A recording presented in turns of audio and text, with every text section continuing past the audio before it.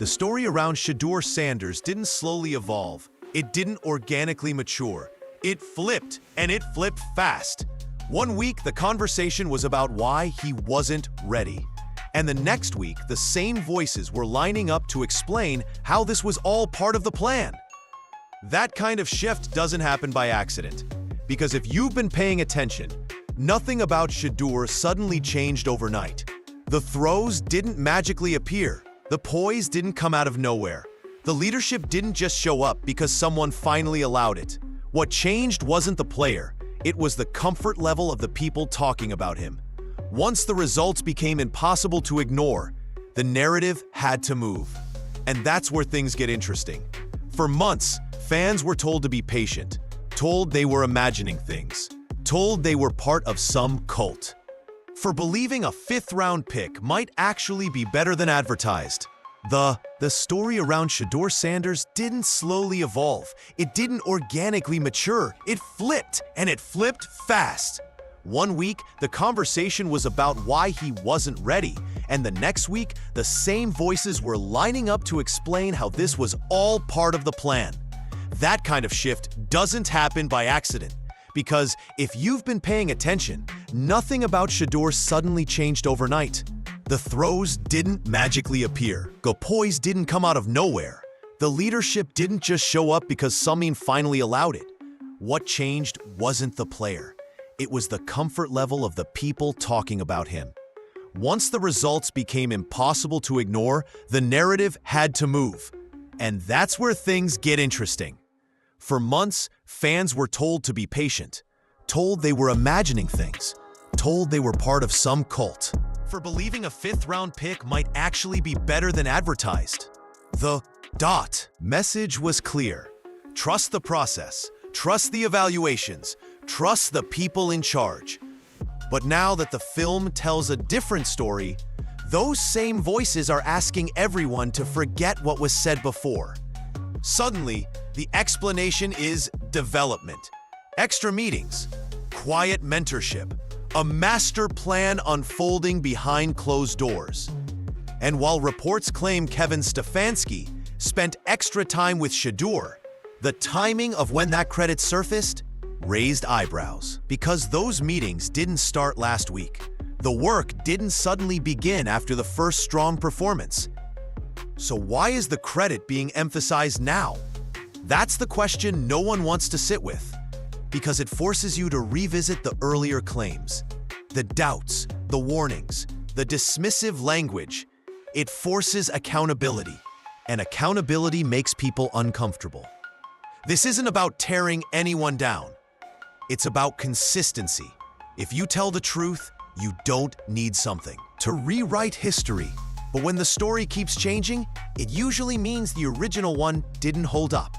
And once you remember how this conversation started, the way it's being framed now feels very different. Because before the praise, there was fear. Before Shedeur Sanders ever threw a meaningful NFL pass, the warnings started circulating. Not about his arm, not about his accuracy, but about everything around him. The conversation quickly shifted away from football and into fear-based hypotheticals. The loudest concern was never subtle. If you bring Shedeur into the building, Deion Sanders comes with him. That was the claim. That Coach Prime would be a constant presence. That he'd apply pressure behind the scenes. That he'd use microphones and press conferences to influence decisions. It was framed as chaos before it ever existed. And yet, none of it happened. Shedeur entered the league quietly. He wasn't handed a job. He wasn't promoted. He wasn't talented. Protected. He sat. He waited. He took reps where they were available. Meanwhile, Deion Sanders did exactly what he said he would do. Support his son publicly without inserting himself into the organization. No sideline appearances, no weekly commentary, no shots at the coaching staff. Nothing resembling the disruption people predicted. That silence mattered, because it exposed how hollow the original warnings really were. The supposed problem never materialized. But the narrative didn't disappear. It just shifted. Once the Deion angle lost credibility, the focus moved back to Shedeur, this time framed as not ready or too far behind to compete seriously. That framing stuck for weeks. He was described as a long-term project, a developmental piece, someone who needed extensive time just to function at the pro level. And for a while, those claims went largely unchallenged, not because they were proven, but because they were convenient. What's important here is timing. These warnings were loud before the league ever saw him play. They were assumptions, not conclusions. And once real football started replacing speculation, the tone slowly began to crack. Because when a narrative is built on fear instead of evidence, it doesn't age well under scrutiny. The most revealing part isn't that the warnings were wrong. It's how quickly they were forgotten once they became inconvenient. No retractions, no acknowledgements, just a quiet pivot to a new explanation. And that's why this matters. Before the praise, before the credit, before the sudden confidence in his development, there was hesitation rooted in perception, not performance. And understanding that starting point is critical, because it explains why the story keeps changing now. And it sets the stage for what came next, when not ready suddenly turned into learning at lightning speed. For a while, the messaging around Shedeur Sanders was consistent. Almost. Wasn't ready yet. Too much to learn. Too many responsibilities at the NFL level.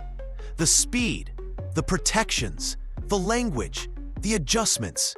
It was framed as a long uphill climb that would take time and patience.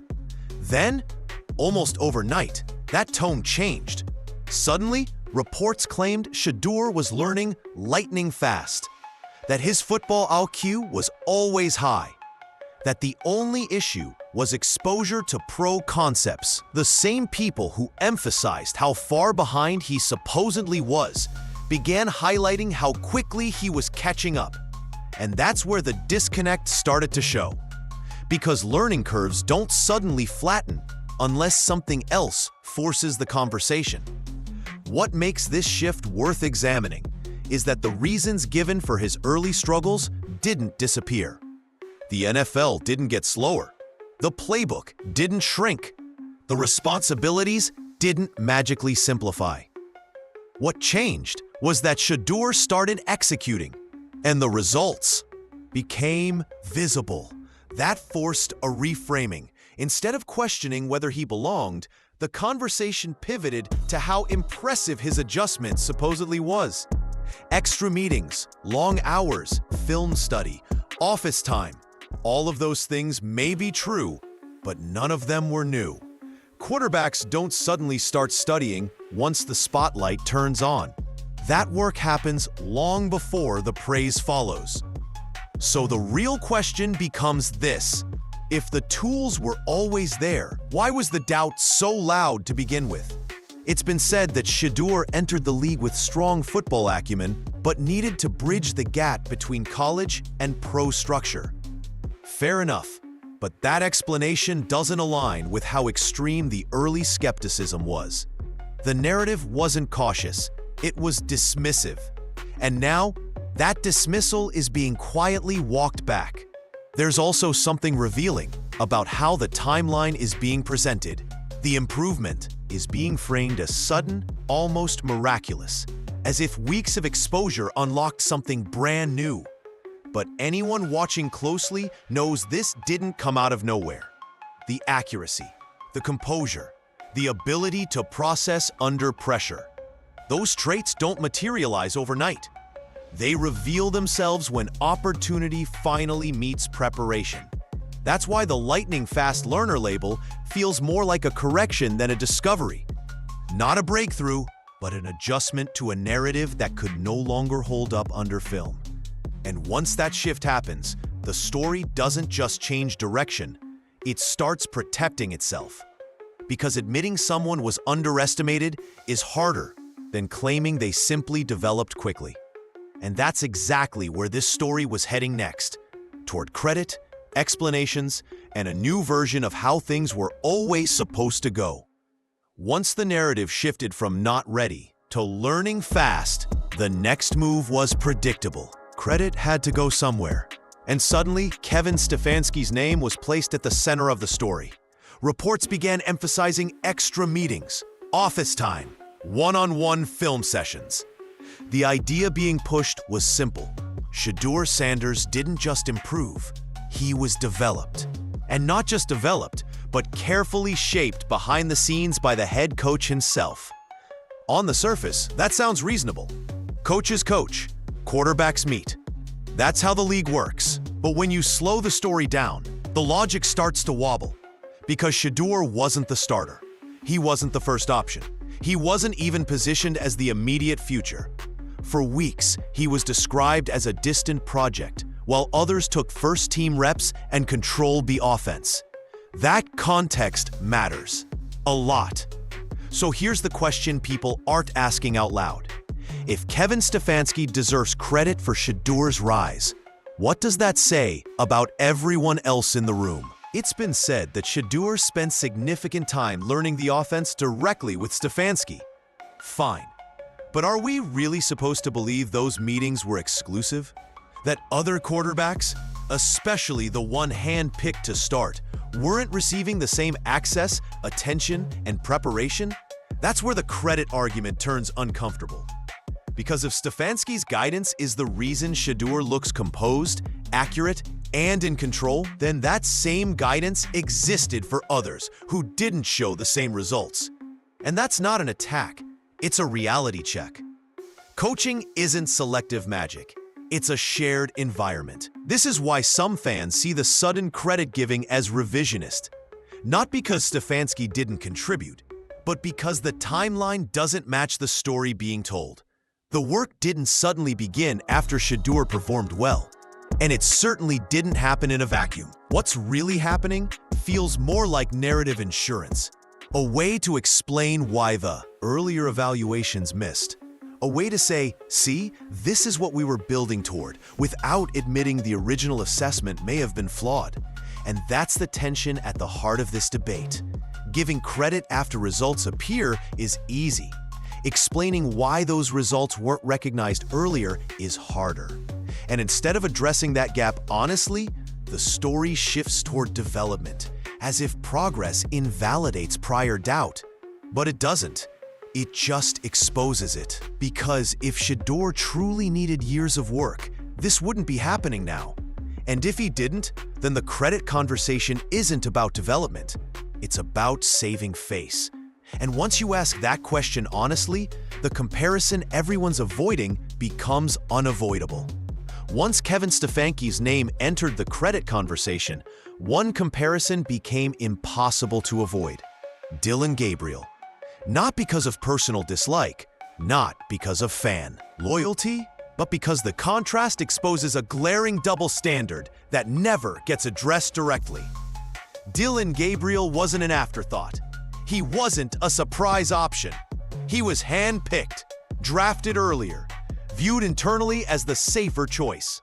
He ran a system in college that closely resembled what the Browns wanted to do. He received first-team reps from the jump. Every advantage a young quarterback could reasonably ask for was already in place. And yet, the patience granted to him somehow never transferred to Shedeur. Early on, reports praised Gabriel's processing, his command of the offense, his supposed readiness. Leaks framed him as steady, reliable, and ahead of the curve. Meanwhile, Shedeur was labeled raw, behind, and in need of extensive development, despite getting fewer reps and less opportunity to show otherwise. That's where the logic starts to break. If coaching, system familiarity, and preparation time are the reasons for quarterback success, then Dillon Gabriel should have benefited the most. He had continuity, he had investment, he had the runway. But when his play didn't match the expectations that were quietly set, the conversation didn't turn critical. It softened, it redirected. And when Shedeur finally got his chance and performed, the narrative flipped again. this time crediting the same coaching environment that supposedly justified Gabriel's early advantage. You can't have it both ways. You can't argue that coaching and system mastery are everything when one quarterback struggles, then turn around and say another quarterback's success proves elite development when the circumstances were never equal. That's not analysis. That's selective framing. What's telling is how rarely this comparison is made publicly. Discussions stay siloed. Performances are treated as isolated events instead of outcomes shaped by opportunity, reps, and expectations. What fans watching closely notice the inconsistency immediately. This isn't about saying Dillon Gabriel can't develop. It's not about declaring him finished. It's about honesty, about acknowledging that if the same coach worked with both players under the same roof with access to the same resources, then the results should inform the evaluation, not be explained away selectively, because if Kevin Stefanski deserves praise for Shedeur's growth, then the struggles elsewhere don't disappear. They become part of the same equation, and that's why this double standard matters. It reveals that the narrative isn't built on a single quarterback's journey. It's built on protecting earlier decisions, protecting evaluations that didn't age well, and reshaping the story so accountability never lands in one place. Once you see that pattern, the rest of the conversation starts to sound very familiar, and it leads directly into the next shift, where remembering the past suddenly became a problem for fans. Once Shedeur Sanders started producing on the field, something strange happened. Remembering the past suddenly became controversial. Fans who pointed out earlier criticism were labeled dramatic, conspiratorial, emotional, as if recalling what was said weeks earlier was somehow unfair now that the results look different. That's how revisionist history works in real time. Instead of addressing earlier doubts head-on, the conversation quietly reframed them. Statements that were once definitive became misunderstood. Strong opinions softened into contextual takes, and firm conclusions were rebranded as cautious evaluations that were always open-ended. The problem wasn't that opinions evolved, it was that no one wanted to admit they'd been wrong. So the focus shifted to the fans. Suddenly, believing in Shedeur early was framed as obsession. Confidence was labeled fanaticism. Consistency was mocked as refusal to accept reality. And anyone who pulled up old clips, old quotes, or old reports was accused of stirring drama instead of letting things play out.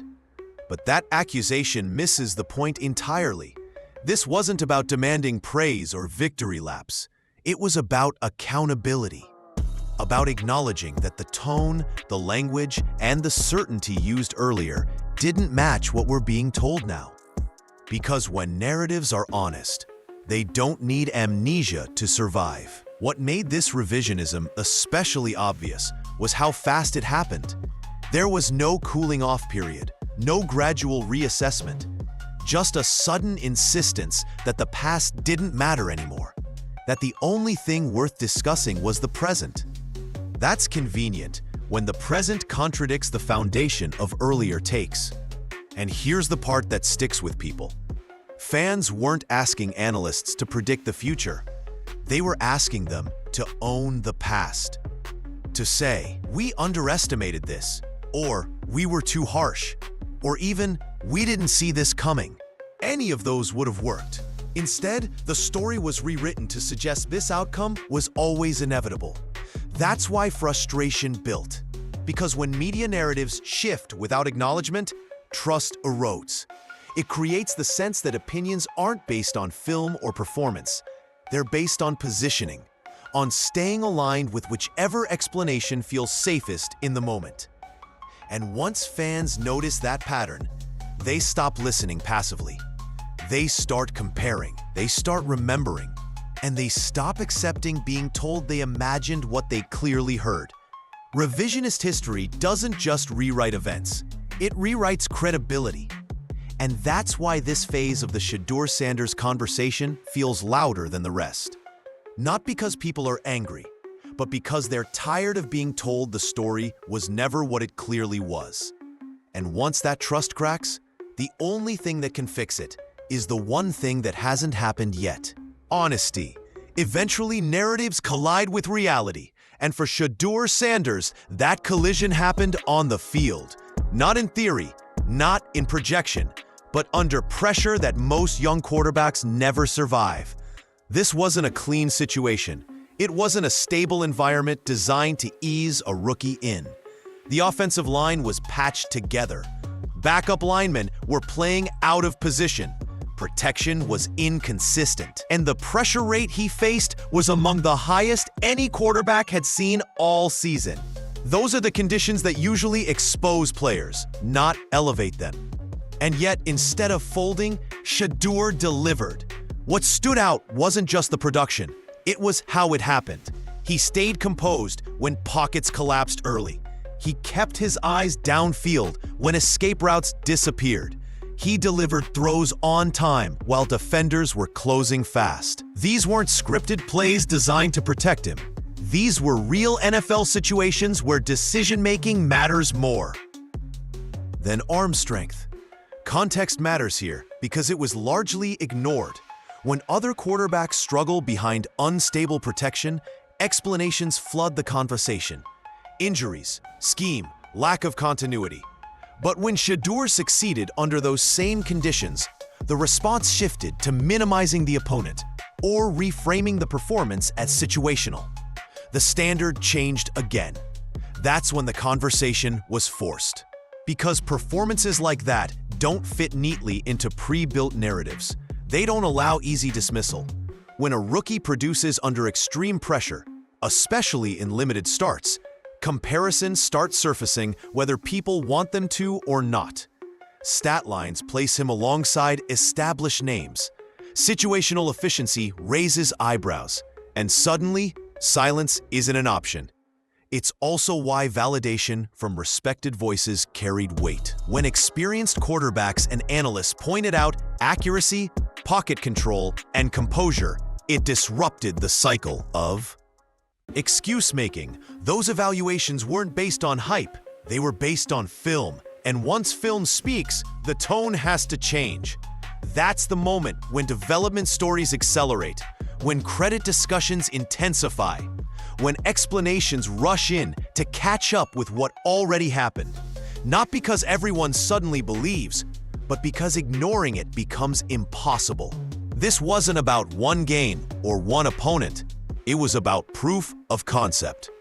About showing that the traits people doubted held up when conditions were unfavorable. That's what forces conversations inside buildings and outside them. Because at the NFL level, talent doesn't announce itself with words. It announces itself when the situation is bad and the quarterback still functions. And once that happens, no narrative can stay comfortable for long. There's a reason outside validation hits differently. It doesn't come with local politics. It doesn't need to protect draft boards, front offices, or earlier takes. And when? It has a way of snapping narratives in half. That's exactly what happened here. Once respected voices around the league started weighing in on Shedeur Sanders, the conversation shifted again. But this time, it wasn't led by damage control. It was led by film, accuracy, timing, pocket control, traits that don't care where you were drafted or what the preseason depth chart said. What stood out wasn't just praise. It was what the praise focused on. Not athleticism, not hype, not potential, but repeatable NFL skills. Setting his feet, delivering on rhythm, making throws where only his receiver could get the ball. Those are the things evaluators trust because they translate regardless of circumstance. And suddenly, the fifth-round label started sounding uncomfortable. When analysts began saying things like, "This doesn't look like a late-round quarterback," or "He was asked to carry teams before," it directly contradicted months of framing. Because those observations weren't new discoveries, they were confirmations of what had been on tape for years. That's why this validation broke the narrative, instead of reinforcing it. If the story had always been about slow development, these evaluations wouldn't exist yet. If the concern had truly been inability, you wouldn't see composure under pressure being highlighted. The praise didn't align with the original skepticism. It exposed it. And notice what didn't happen next. There was no loud acknowledgement, no clear admission that the early evaluations missed. Instead, the conversation tried to absorb the validation quietly. Fold it into the revised story. Reframe it as proof the process worked rather than evidence the player was underestimated. But those are two very different things. Validation forces clarity. It asks uncomfortable questions. If multiple respected evaluators saw this ability now, why was it dismissed before? If these traits translate, why were they treated as conditional? If the tape always showed this, what exactly changed? Those questions don't have easy answers, and that's why they linger. Because once outside voices confirm what fans were told they were imagining, the power balance shifts. The narrative no longer belongs to the loudest microphone. It belongs to the evidence, and evidence doesn't forget. At that point, the conversation stops being about belief or loyalty. It becomes about reassessment, about whether the story was wrong, not whether it needs another explanation. That's the moment narratives lose control. Not when fans argue, not when players speak, but when validation arrives with no incentive to lie and says the quiet part out loud. If there's one thing this entire situation has revealed, it's that the story didn't change because new information suddenly appeared. It changed because the old version stopped working. For months, the narrative around Shedeur Sanders was built on assumptions, on draft posit, on fear of outside influence, on the idea that development had to look a certain way to be valid. That story held as long as results were theoretical. But the moment real football entered the equation, the cracks became impossible to hide. So the messaging adjusted. Instead of acknowledging the miss, the explanation became progress. Instead of admitting underestimation, the credit shifted to development. And instead of owning earlier certainty, the past was quietly blurred. Not erased outright, just softened enough to avoid accountability. That's why the story keeps changing. It's not because people are learning in real time. It's because admitting you were wrong in public spaces is harder than reframing the outcome as inevitable. Saying, "We didn't see this coming," requires humility. Saying, "This is what we were building toward," preserves authority. And that difference matters. Because when narratives are honest, they evolve transparently. When they aren't, they rewrite themselves without acknowledgement. Fans notice that distinction. Players feel it. And over time, credibility erodes. Not because opinions change, but because responsibility never lands. What makes this uncomfortable is that nothing about Shedeur suddenly became real. The accuracy was always there. The composure was always there. The ability to function under pressure didn't magically appear once the depth chart changed. What changed was exposure, and the willingness of people to accept what exposure revealed. This isn't about crowning anyone early. It's not about demanding apologies or victory laps. It's about recognizing how easily narratives protect themselves when challenged by evidence, and how often fans are told to forget what they clearly heard. The truth is simple. If the evaluation had been fair from the start, the pivot wouldn't feel this forced. The explanations wouldn't feel this rushed. And the need to reassign credit wouldn't feel this urgent. But here we are. And as long as performance keeps colliding with expectation, the story will keep shifting. Not toward clarity, but toward comfort. Toward whatever framing makes the least waves in the moment. The irony is that the solution has always been the same. Watch the film, tell the truth, and stand by it, even when it's inconvenient. Because the one thing narratives can't outrun forever is consistency. And right now, consistency is exactly what's being tested.